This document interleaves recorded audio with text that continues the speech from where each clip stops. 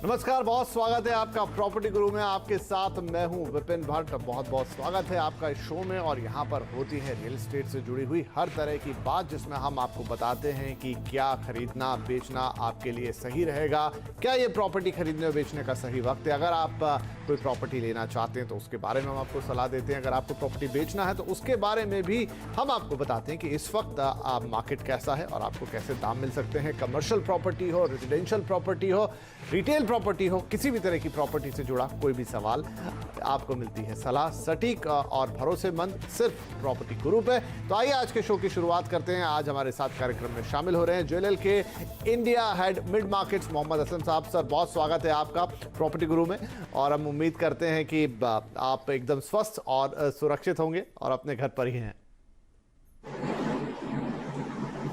Thank you जी। और आप दर्शक समझ ही गए होंगे कि असलम साहब घर पर हैं और हम स्टूडियोज में हैं। सोशल डिस्टेंसिंग का पूरा ख्याल रखते हुए एपिसोड आपके पास आ रहा है। तो असलम साहब, अब चूंकि लॉकडाउन की बात हो रही, लॉकडाउन का वक्त भी है, अब हम फेज 3 में आ गए हैं, लॉकडाउन के तीसरे चरण में हैं। कुछ कुछ चीज़ें अब ओपन हो चली हैं, कुछ मार्केट्स को अलाउ कर दिया गया है, कुछ ऑफिस को अलाउ कर दिया गया। लेकिन ये जो पूरा पीरियड बीता लॉकडाउन का और अभी भी हम एक फेज्ड लॉकडाउन में तो मौजूद ही हैं, प्रॉपर्टी मार्केट पर इसका किस तरह का असर आप देखते हैं? पहले तो मेरा सब दर्शकों को सबके लिए शुभकामनाएं कि मैं उम्मीद करता हूं कि सब स्वस्थ हैं, सेफ हैं और अपने अपने घरों में हैं और सोशल डिस्टेंसिंग का पूरा पालन कर रहे हैं। देखिए विपिन जी, आई थिंक ये जो इवेंट हुआ है हमारे साथ, ये अनप्रेसिडेंटेड है। मैं कहता हूं कि जितने भी लोग हैं जो इस टाइम जीवित हैं, उनके जीवन काल में ऐसा कभी भी नहीं हुआ होगा जो अभी हम लोग ये सब देख रहे हैं। और उस तरह से देख सकते हैं कि इसे चाहे आप उसे हेल्थ रिलेटेड देखिए या उसे इकोनॉमिक रिलेटेड देखिए या फाइनेंशियल रिलेटेड देखिए, किसी को भी कुछ पता नहीं था कि इसमें क्या होने वाला है और अचानक ही हम सबके साथ क्या हुआ। और एक तरह से कह सकते हैं कि जरूर हम चाइना की न्यूज सुन रहे थे, पर हमने कभी सोचा नहीं था कि ये इतना सडनली इंडिया में आएगा और इतना इम्पैक्टफुल रहेगा। वो तो गवर्नमेंट का काफी अच्छा उन्होंने जो कदम उठाए, उससे हम लोग अभी सब लॉकडाउन हो गया और हम लोग अभी सब सेफ हैं। और जिस हिसाब से दूसरे देशों में बढ़ा है उतना अभी नहीं हुआ है, लेकिन डेफिनेटली इकोनॉमी पे इसका असर हुआ है, डेफिनेटली रियल एस्टेट पे इसका असर बहुत बड़ा हुआ है। तो अगर आप बात करेंगे रियल एस्टेट की कि रियल एस्टेट में इसका क्या असर है, तो मैं ये कहूंगा कि जैसा कि किसी को बहुत अनअवेयर हम लोग सब इसमें पकड़े गए हैं। हम लोगों ने किसी ने कोई प्लानिंग नहीं की है इसमें, चाहे वो डेवलपर्स हो, चाहे कंसल्टेंट्स हो, चाहे बायर्स हो, किसी ने इसकी कोई तैयारी नहीं की थी कि अगर ऐसा होगा तो हमें अपना क्या करना है, क्या प्लानिंग करना है। तो सभी अनअवेयर इसमें, मतलब कह सकते हैं कि हम लोगों को पता नहीं था और हम इसमें फंस गए हैं।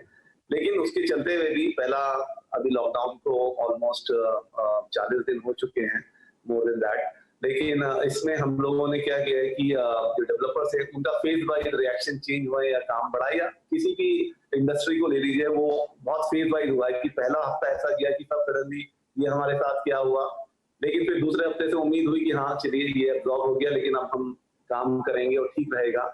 और वहां से थोड़ा थोड़ा इसको पॉजिटिविटी की तरफ आया। फर्स्ट वीक बहुत नेगेटिव था। तो इस लॉकडाउन में भी मैं कहूंगा कि कुछ डेवलपर्स जो कि दूरदर्शिता रखते हैं या उनका फोरसाइटेड है, उन्होंने इसमें अपना धैर्य नहीं खोया। या जो बायर्स हैं उनकी भी मैं बात करूंगा इसमें कि उन्होंने इस चीज के ऊपर, इस चीज के लेकर उन्होंने अपना दिल नहीं तोड़ा या उन्होंने अपना धैर्य नहीं खोया और वो लोग आपस में टच में रहे। और उसके चलते हुए आपको मेरे ख्याल से न्यूज रही होंगी कि कुछ अच्छे बड़े डेवलपर्स ने इस लॉकडाउन में भी सेल किया है। तो चाहे वो बीटीपी ग्रुप हो जो पुणे में है, उन्होंने 150 फ्लैट बेचे हैं, लोढ़ा ग्रुप हो, कोल्टे पाटिल हो या एम्बेसी ग्रुप हो, इस सारे जो डेवलपर्स हैं उन्होंने अपना काम जारी रखा है।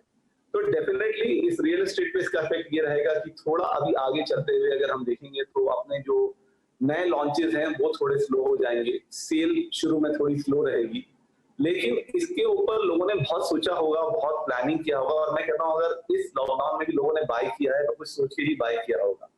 तो उम्मीद तो यह है कि डेफिनेटली लोग इस चीज को लेंगे कि हाँ डेवलपर्स और बायर्स दोनों, मैं कहूंगा कि एक जॉइंटली इस बारे में ठीक सोचेंगे। डेवलपर्स भी थोड़ा अपने प्राइस सॉफ्ट कर सकते हैं टू अट्रैक्ट बायर्स, क्योंकि बायर्स को कॉन्फिडेंस देना है इस दौरान।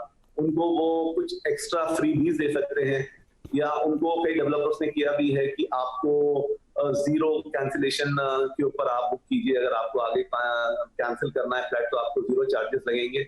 जी। तो इस तरह की बहुत चीजें डेवलपर्स ने की है जिनको इसमें इस बार जिनको इसका फायदा भी हुआ है, उन्होंने इस लॉकडाउन में सेल भी किया है। तो मुझे लगता है आगे चलते हुए, क्योंकि इस इकोनॉमी, जैसे मैंने बोला, इकोनॉमी भी इसमें पकड़ी गई है और फाइनेंशियली भी हम लोग पकड़े गए हैं, तो काफी कंपनीज बंद है, सभी बंद है, और उसमें काफी कंपनीज ने ऐसा सोचा है कि हम इसमें थोड़ा हो सकता है कि हम अगर जॉब कट्स ना करें, लेकिन एटलीस्ट सैलरी कट्स होंगे। तो उसके चलते हुए थोड़ी अनसर्टेनिटी की बात रही है, जिससे आगे रियल एस्टेट में, रेसिडेंशियल हाउसिंग या कमर्शियल में इन्वेस्टमेंट में असर पड़ेगा। लेकिन मुझे लगता है अल्टीमेटली इसके साथ ये भी हुआ है कि अभी लोगों ने देखा है कि अगर आपका इन्वेस्टमेंट स्टॉक मार्केट में है, तो स्टॉक मार्केट में सडनली बहुत गिरावट हमने देखी। साथ ही हमने देखा कि म्यूचुअल फंड में अभी जो प्रॉब्लम हुई फ्रैंकलिन टेम्पलेटन की वजह से, और उसके चलते हुए काफी रिडम्पशन प्रेशर आ गया सभी म्यूचुअल फंड पे। तो उसके चलते हुए लोग अब ये रहेगा कि मुझे जो आज इन्वेस्टमेंट करना है कुछ टेंजिबल एसेट्स में करना है, और टेंजिबल एसेट में सबसे ज्यादा जो हमेशा से साल 10 साल जो आपको हमेशा से एक सिक्योरिटी देती आई है, वो आपका रेजिडेंशियल हाउस है, या आपकी दुकान खरीदी भी है, या ऑफिस खरीदा हुआ है। तो मुझे लगता है इन सब बातों को चलते हुए डेफिनेटली जब एक बार लॉकडाउन खत्म होगा और जिंदगी पटरी पे वापस आएगी, तो उसमें थोड़ा टाइम लगेगा, लेकिन 3 to 6 मंथ्स के अंदर मुझे लगता है चीजें नॉर्मली होनी चाहिए।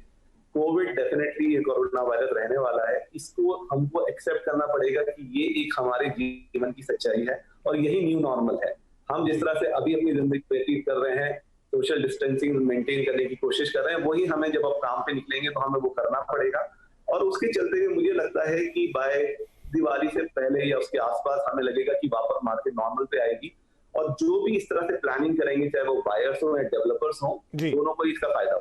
बिल्कुल। तो चलिए, ये एक पिक्चर थी कि लॉकडाउन के बाद स्थितियां कैसी, और खासतौर पे जब हम बात करते हैं रियल एस्टेट मार्केट की, तो अब उसमें किस तरीके का बदलाव आया है और किस तरह की चीजें हमें देखने को मिल रही हैं। राइट, अब सवाल जवाब भी ले लेते हैं। कुछ रमेश सिंह साहब हैं हमारे साथ इस वक्त फोन लाइन पर और सवाल लेना चाहेंगे अपना। रमेश जी, आपका बहुत बहुत स्वागत है। बताइए, क्या पूछना चाहेंगे आप? जी नमस्कार। मेरा क्वेश्चन है, मेरा एक खराड़ी में 2 BH का ग्रेसिया में घर है, और लगभग ये 2014 में मैं फाइनल मुझे मिला था। अभी तक 6 साल में मैं 30 लाख का EMI भर चुका हूँ। और ये जब मैं खरीदा था और अभी का जो रेट वहाँ पर का एरिया का रेट है, उसके हिसाब से लगभग बराबर हो रहा है। तो क्या करना चाहिए फ्यूचर में? राइट, तो मतलब आप चाहते हैं कि इसे रखें या निकाल दें? जरूर रमेश जी, सवाल अच्छा है आपका। असलम साहब, क्या करना चाहिए इन्हें? क्योंकि ये सवाल इसलिए बहुत ज़्यादा महत्वपूर्ण हो जाता है या अलग हो जाता है क्योंकि इस वक्त हम जिस तरह की सिचुएशन में है, कोरोना एंड लॉकडाउन, ऐसे में इन्हें क्या करना चाहिए वो बड़ा इंपॉर्टेंट रहेगा। बिल्कुल सही कहा विपिन जी आपने। मुझे लगता है रमेश, ये टाइम थोड़ा सा कंड्यूसिव नहीं है। हमने जो ओपनिंग स्टेटमेंट दी है अभी इस प्रोग्राम के स्टार्ट में, कि अभी मार्केट थोड़ा सा कंड्यूसिव नहीं रहेगा बाइंग या सेलिंग के लिए। बायर्स डेफिनेटली बाय करने जाएंगे तो उनके लिए एक अच्छा एडवांटेज रहेगा, क्योंकि डेवलपर्स हो चाहे वो रीसेल में प्रॉपर्टी हो, वो काफी नेगोशिएट करेंगे।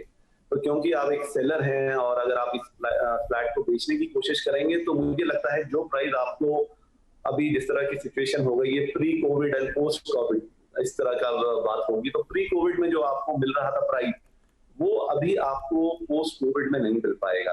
क्योंकि इसमें अभी मार्केट को जो स्टेबलाइज होने में 6 महीने कम से कम या 3 से 6 महीने के बीच में लग जाएगा। तो उस टाइम अगर आप सेल करने निकलेंगे तो थोड़ा आपको प्राइस में थोड़ा कॉम्प्रोमाइज करना पड़ेगा। मेरा आपको सलाह यही रहेगी, आपने 2014 में लिया है और मुझे लगता है 2014 में खराड़ी के प्राइस बहुत अट्रैक्टिव थे और आपने एक अच्छे टाइम पे बाई किया है और 2019-20 तक उसके प्राइस काफी अप्रिशिएट हो गए हैं, जो कि आपने अभी बताया नहीं है।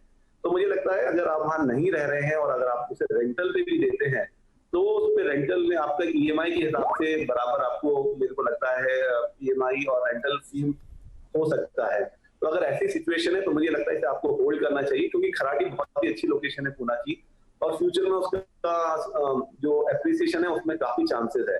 तो जो मुझे लगता है अगर आप इसको 1 साल के लिए पोस्टपोन करें अपना, कम से कम 1 साल के लिए, तो आपको एक बहुत अच्छा प्राइस मिलेगा आपके इन्वेस्टमेंट। राइट। तो रमेश जी, सलाह यही रहेगी कि अभी के जो हालात हैं और जो स्थितियां हैं उन्हें देखते हुए अगर आप 1 साल के लिए अपना डिसीजन पोस्टपोन कर दें तो बहुत अच्छा है, क्योंकि इस वक्त में एक बायर को ढूंढना भी मुश्किल है, फिर प्राइस निगोशिएशन में भी बात नहीं जाएगी, प्रॉपर्टी आपकी अच्छी है, रेंट आपको अच्छा आ रहा है, तो बेहतर है अगर थोड़े हालात को सामान्य होने दें और फिर अगर सेल करने का सोचेंगे तो आपके लिए ये डील ज़्यादा फायदेमंद साबित होगी। चलिए, तो ये हो गया रमेश जी के लिए सलाह। और अब है हमारे पास अगला सवाल अमित साहब का। अमित सिंह जी फोन लाइन पर हैं। अमित जी, बहुत स्वागत है आपका। उम्मीद करते हैं आप स्वस्थ होंगे, सुरक्षित होंगे। बताइए क्या पूछना चाहेंगे आप। नितिन जी नमस्कार। नमस्कार सर। मेरा सवाल सर प्रॉपर्टी के रिगार्डिंग ऐसा है कि मेरा 70 लाख का बजट है, तो मैं एज अ इन्वेस्टमेंट में थाने सिटी में देख रहा था। ओके। तो आप मुझे बता सकते हैं 2-3 अच्छे प्रोजेक्ट जो थाने सिटी में एप्रिसिएशन के लिए मेरा 5 से 6 साल का होराइजन है, तो किस प्रोजेक्ट में मैं इन्वेस्ट करूं तो मुझे अच्छा रिटर्न मिले। बहुत बढ़िया, ठीक है। तो असलम साहब, अमित जी ठाणे में निवेश करना चाहते हैं, 50 से 70 लाख तक का बजट रख रहे हैं आप और अच्छा रिटर्न भी चाहेंगे ही चाहेंगे। तो इसमें मैं अपना सवाल भी जोड़ देता हूं कि अभी जैसा आपने कहा कि बेचने के लिए वक्त मुनासिब नहीं है, तो खरीदने के लिए भी मुझे लगता है जब थोड़ी स्थिति सामान्य होगी तभी लोग घर से बाहर निकलेंगे, लेकिन तब क्या उन्हें बेहतर डील मिलती हुई नजर आएगी? और फिर इनका जो ठाणे वाला सवाल है वो भी। देखिए, बहुत अच्छी बात है कि ये इस टाइम इनके पास बजट भी है 60-70 लाख का और ये खरीदना चाहते हैं। थाने अपने आप में एक बहुत अच्छा लोकेशन है, इनफैक्ट अपने आप में एक सिटी है, और जिस तरह से उसका डेवलपमेंट हुआ है पिछले 5 सालों में, तो हमने देखा है कि काफी अप्रिसिएशन हुआ है वहाँ पे, चाहे आप रेसिडेंशियल की बात कीजिए और कमर्शियल तो वहाँ पे बहुत अच्छा कर रहा है। तो मैं कहता हूँ प्री कोविड काफी अच्छा कर रहा था कमर्शियल, और प्राइजेस भी बहुत ज्यादा उसमें बढ़ गए थे, लेकिन डेफिनेटली पोस्ट कोविड में आपके पास एक बहुत अच्छी अपॉर्चुनिटी है कि आप जिस तरह से ये लॉकडाउन खत्म होता है तो आपको अपना एक ड्यू डिलिजेंस करना पड़ेगा इसमें। देखिए, प्रोजेक्ट जैसे आप नाम पूछ रहे हैं, तो देयर आर मेनी प्रोजेक्ट्स जो घोड़बंदर रोड पे आपको लगातार मिल जाएंगे। आपको कई प्रोजेक्ट हैं जो स्टेशन के पास आ रहे हैं, वहां पे आपको मिल सकते हैं, और कई प्रोजेक्ट हैं जो काफी इंडस्ट्रियल स्टेट जो है थाने की, उसके आसपास काफी प्रोजेक्ट बन रहे हैं। पर मेरा इसमें आपको कोई भी प्रोजेक्ट सजेस्ट करने से अच्छा मैं आपको ये एडवाइस करूंगा कि आप अगर इस टाइम जो कंप्लीटेड प्रोजेक्ट्स हैं या कोई रीसेल के लिए है, तो वो डेफिनेटली इस चीज का उसको पूरा फायदा उठाना चाहिए। तो मुझे लगता है आपके पास एक अच्छा मौका है। आप जो भी प्रोजेक्ट्स मेरे को लगता है घोड़बंदर में या मेन सिटी थाने में भी, वागले स्टेट हो या उसके आसपास भी हो, आप उस एरिया में एक अच्छा ब्रोकर नियुक्त कर लीजिए जो आपको अच्छे ऑप्शन दे सके, क्योंकि ये टाइम में आपको जो इस टाइम मिल जाएगा प्राइसिंग, वो मुझे लगता है जैसे जैसे चीजें नॉर्मल होंगी वो वापस काफी अच्छी तरह से वापस इसमें स्पाइक आएगा एक्टिविटीज में और इन्वेस्टमेंट के रिटर्न्स में। तो मुझे लगता है कि आपका डिसीजन अच्छा है, तो थोड़ा सा आपको अपने एंड पे ड्यू डिलिजेंस करना पड़ेगा, और डेफिनेटली एक अच्छे प्रोजेक्ट में जहाँ पे या तो कंप्लीशन की तरफ हो जाएगा या फिर रीसेल में भी आपको, क्योंकि लोगों को इस टाइम पैसे की जरूरत है, तो बहुत लोग हो सकता है कि अपने इन्वेस्टमेंट को निकलने की कोशिश करें, तो आपको उन चीजों को देखना पड़ेगा, तो वो आपको शायद अच्छे प्राइस दे दें आज की डेट में। तो मुझे लगता है आपको ये स्ट्रैटेजी अपनानी चाहिए। राइट। तो अमित जी, क्या किस तरीके से देखना है, कैसे करना है, क्या स्ट्रेटेजी अपनानी है, आपको असलम साहब ने बता दिया है। तो अच्छी बात है कि आप घर खरीदने का या इन्वेस्टमेंट करने का सोच रहे हैं, और पोस्ट लॉकडाउन जब चीज़ें थोड़ी बेहतर होंगी, जब आप बाहर जाके डील कर पाएंगे, तो इन बातों का ज़रूर ध्यान रखिए, आपको एक अच्छी डील मिल सकती है। चलिए, इसी के साथ वक्त हो गया एक छोटे से ब्रेक का, लेकिन ब्रेक के बाद सवाल जवाब और बातचीत का सिलसिला जारी रहेगा।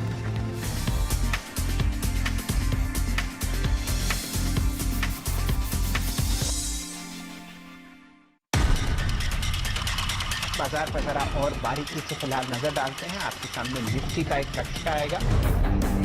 आज क्या हुआ बाजार में? 30 में से 15 ऐसे शेयर्स थे जो हरे निशान में बंद हुए। कल के सत्र के लिए निफ्टी कल के लिए बनाएंगे स्ट्रैटेजी। अभी भी फिलहाल रुझान हमारा पॉजिटिव साइड पे रहेगा। शैलेंद्र भटनागर से जानिए मार्केट का डायनेमिक। एफएनओ में इंस्टीट्यूशनल बेयर्स का कब्जा पूर्ण था। मार्केट्स टुडे यानी कल की तैयारी आज। आखिरी सौदा में आपका स्वागत है। आखिरी 1.5 घंटे में कमाई की दमदार स्ट्रैटेजी। इस वक्त जो पूरे बाजार के समीकरण है, अगर 10 स्टॉक नीचे हैं तो 13 में खरीदारी दिख रही है। कल के लिए बीटीएसटी या एसटीबीटी की रणनीति। शैलेंद्र भटनागर से जाने कहां हो रहा है ब्रेकआउट। जितनी भी छोटी मूविंग एवरेज है ना, ये स्टॉक उनके ऊपर ट्रेड करता हुआ। वॉल्यूम और प्राइस एक्शन दोनों ही आपके साथ है। लगातार तीसरे दिन इस स्टॉक ने आपको शानदार रैली दी है। लगभग 3.5 लाख शेयर आपके ट्रेड हुए हैं SRF पर। प्रदीप बताएंगे पैसा बनाने का मौका। यहाँ पर एक तेजी का मूव आप बना सकते हैं। देखिए दिन के हाईज पर ये स्टॉक फिलहाल ट्रेड करता हुआ आपको दिखाई दे रहा है। आखिरी सौदा, मुनाफे की पक्की गारंटी। के प्रायोजक है Fortune refined soybean oil, India's number 1 edible oil, और Amul the taste of India. Corona virus से दुनिया लड़ रही है सबसे बड़ी जंग। न्यूज़ 18 नेटवर्क में हमारी जिम्मेदारी है जागरूकता फैलाने और आपको सुरक्षित रखने की। क्या करें क्या नहीं से अफवाहों की पड़ताल तक हम देंगे आपको पल पल की सच्ची खबर। 26 राज्यों से 20 चैनल के 1200 रिपोर्टर रखे हुए हैं पूरे देश पर नजर। जुड़िए देश के सबसे बड़े नेटवर्क के साथ कोरोना वायरस से सबसे बड़ी जंग में। सुरक्षित रहिए, स्वस्थ रहिए, घर पर रहिए। News 18 network.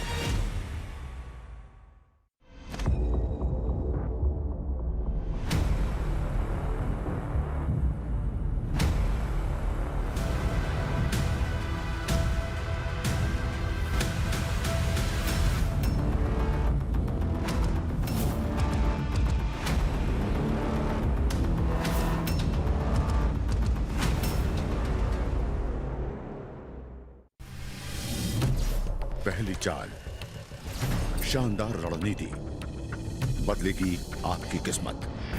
मार्केट की हर बाजी होगी आपकी जब तैयारी होगी पूरी। देखिए पहला सौदा सिर्फ CNBC आवाज पर।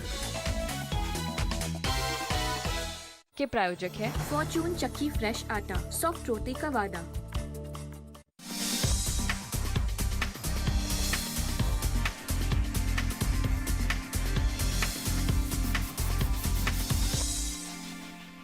Welcome back. प्रॉपर्टी गुरु में आपका एक बार फिर स्वागत है। हम दे रहे हैं आपके सवालों के जवाब और हमारे साथ बने हुए हैं जेलेल से मोहम्मद असलम साहब। तो चलिए अब लेंगे एक ऐसा सवाल जिसे हम कुछ दिन पहले भी प्रॉपर्टी गुरु में ले चुके हैं। ये सवाल हमें भेजा था हमारे दर्शक विमल कुमार साहब ने मुंबई से, और ये सवाल था कि मुंबई के गोरेगांव ईस्ट में GNV बिल्डर के प्रोजेक्ट ओम त्रिमूर्ति के बारे में, जहां पर वो निवेश करना चाहते थे। हम दर्शकों को यहां पर ये बता देना चाहेंगे कि पिछली बार भी जब ये सवाल हमारे पास आया था तब असलम साहब भी प्रॉपर्टी गुरु के तौर पर हमारे कार्यक्रम में मौजूद थे। आज हम ये सवाल दोबारा इसलिए ले रहे हैं क्योंकि उस वक्त इस प्रोजेक्ट को लेकर कुछ तथ्य जो रखे गए थे उसमें थोड़ा बदलाव होने जा रहा है। खासतौर पर प्रोजेक्ट की जो लॉन्च डेट को लेकर जो बात कही गई थी उसमें कुछ भूल हुई थी, जिसे भूल सुधार के तौर पर आज हम ले रहे हैं।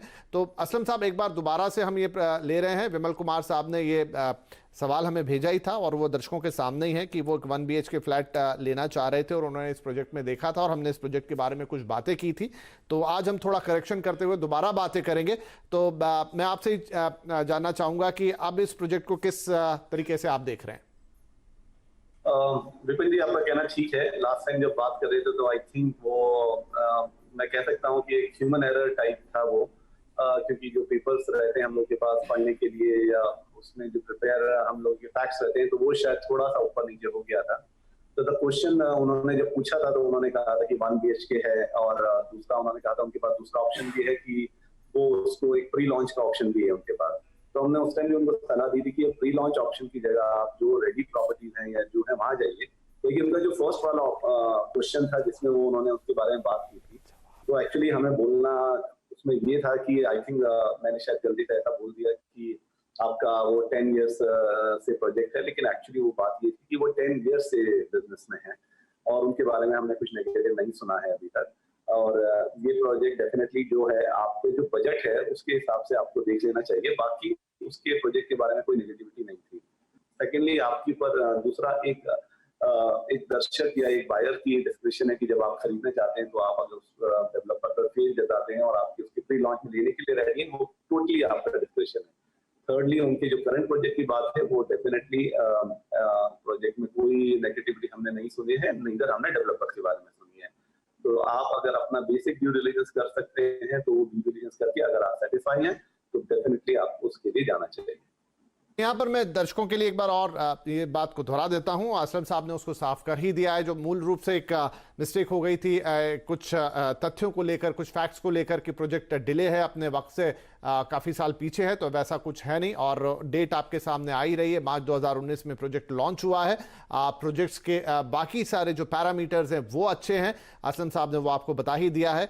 बिल्डर का रेपुटेशन अच्छा है। इनके इस वक्त 3 और प्रोजेक्ट भी चल रहे हैं, इसलिए अगर प्रोजेक्ट के लिहाज से आप इसमें जाना चाहते हैं तो उसमें कोई दिक्कत नहीं है। और एक रेरा रजिस्टर प्रोजेक्ट है जिसमें आप क्योंकि रेरा का भरोसा है, आसानी से अगर आप घर खरीदना चाहते हैं तो घर खरीद सकते हैं, निवेश करना चाहते हैं तो निवेश कर सकते हैं। तो ये एक सफाई थी जो बहुत ज़रूरी थी और आज प्रॉपर्टी गुरु में हम आपके लिए लेकर आए। तो चलिए, इसी के साथ वक्त हो गया है एक छोटे से ब्रेक का। ब्रेक के बाद कुछ और सवाल।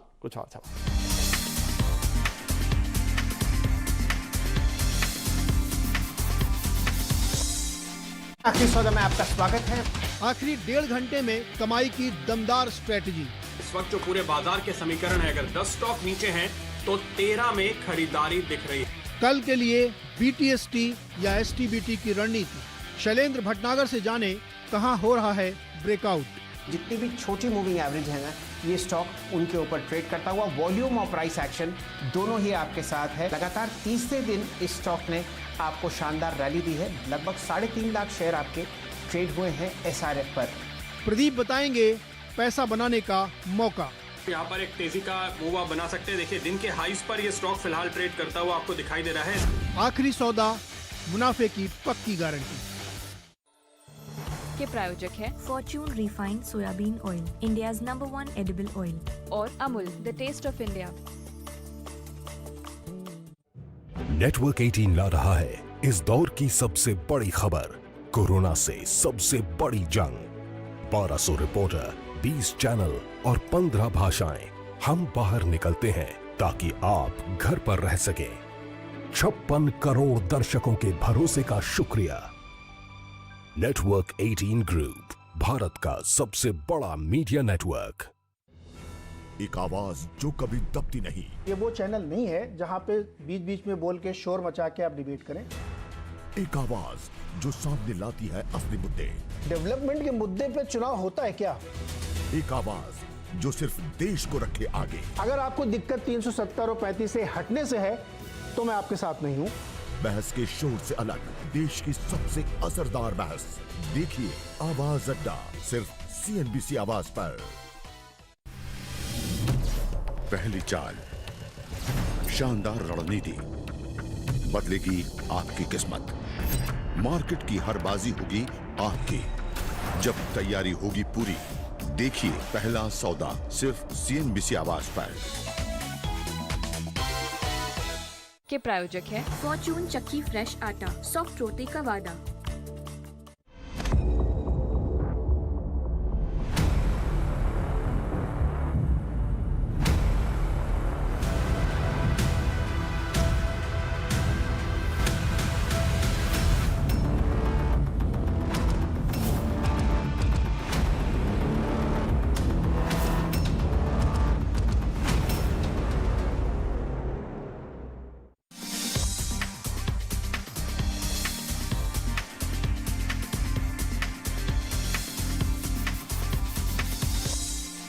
Welcome back. आप देख रहे हैं प्रॉपर्टी गुरु और बातचीत का सिलसिला यहाँ जारी है। असलम साहब हमारे साथ बने हुए हैं। फटाफट एक ईमेल हम ले लेते हैं जो कि संदीप गुप्ता साहब ने दिल्ली से भेजा और वो पूछना चाहते हैं कि दिल्ली में यमुना या दिल्ली NCR में यमुना एक्सप्रेसवे डेवलपमेंट अथॉरिटी का एक प्लॉट उनके पास है। सेक्टर 20 में ये प्लॉट है 300 स्क्वायर मीटर का। साथ ही सेक्टर 22D में 1 BHK भी है। अब ये है उनका मन कि ये दोनों प्रॉपर्टीज बेच दी जाए और ग्रेटर नोएडा में कुछ री इन्वेस्टमेंट कर दिया जाए। असलम साहब, तो इस वक्त प्रॉपर्टी बेचना भी है और खरीदना भी है, क्या सलाह होगी आपकी?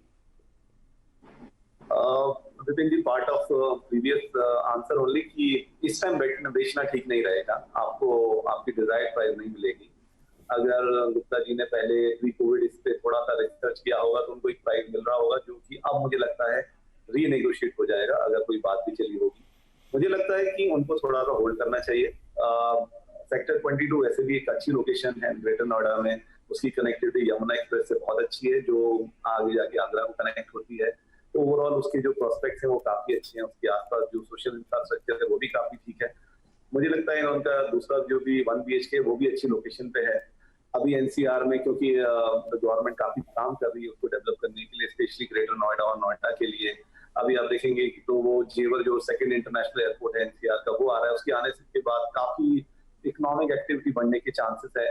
तो मुझे लगता है ओवरऑल उनको थोड़ा सा इसको अपहोल्ड करना चाहिए। आपने जब भी ये लिया था डेट नहीं पता, लेकिन अगर वो आप होल्ड करेंगे और 6 महीने या 1 साल का इसे और होराइजन दीजिए, उसके बाद देखिए अगर आपको अच्छी डील सामने मिल रही है तो डेफिनेटली आप उसकी लेकर जा सकते हैं। जी चलिए, इसी के साथ हमारे लिए आज का वक्त भी समाप्त हो रहा है। असलम साहब, बहुत शुक्रिया कि इस वक्त भी आपने हमारे लिए वक्त निकाला और हमारे दर्शकों के सवालों के जवाब दिए। हमारी शुभकामनाएं आप भी सुरक्षित रहें और स्वस्थ रहें, और यही हमारे सभी दर्शकों को भी शुभकामनाएं कि आप इस वक्त में सुरक्षित रहें, स्वस्थ रहें। और अगर आपके घर जाने का कोई घर से बाहर जाने का कोई ज़रूरी काम नहीं है तो घर से बाहर फिलहाल ना निकले और नियमों का पालन करें। चलिए, इसी उम्मीद के साथ आपसे लेते हैं इजाज़त, और फिर कुछ और नए सवाल और नए जवाब और प्रॉपर्टी के बारे में ताज़ा जानकारी लेके अगले एपिसोड में आपसे मुलाकात करेंगे। तब तक के लिए